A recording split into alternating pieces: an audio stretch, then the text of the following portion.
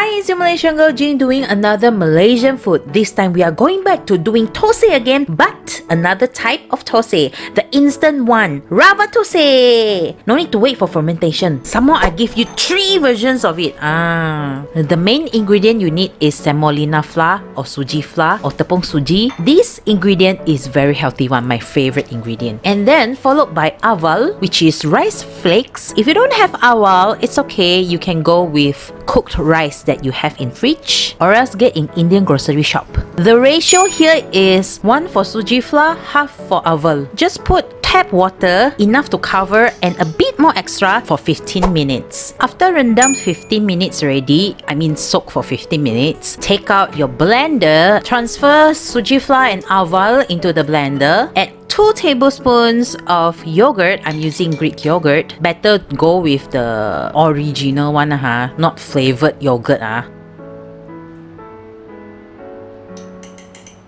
And then salt to taste. And then you just blend.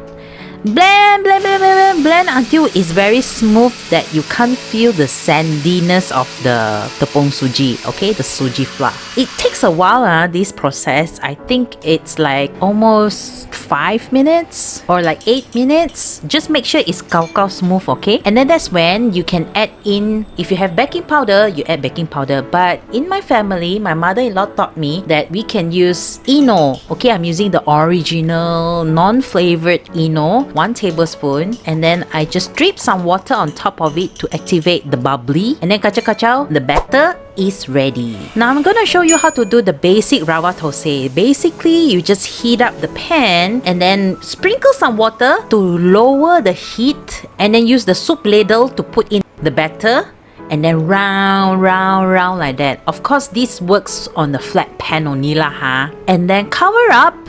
Let it cook. You have to watch it closely. When you see the bottom is turning brown, that's when it's ready. Some people serve it as is, round like that. Some people flip it over to make it like half like that lah.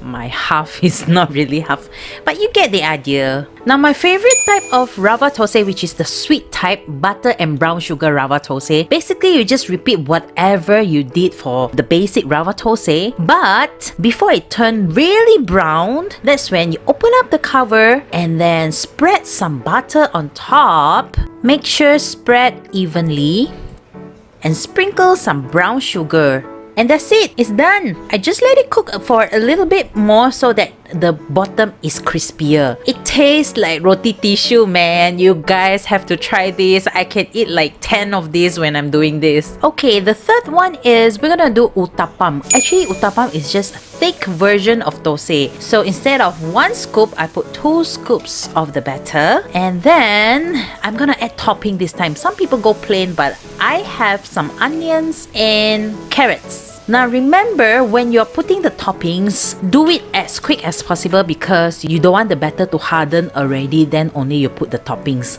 Then it tak lekat, you know. I was a little slow, so you can see the batter already cooked and it's a bit hardened already. So my onions and carrots cannot stick to the batter. But it's okay, I just use the ladle and just tekan lah. Can lah. So same thing, just cover it up and let it cook.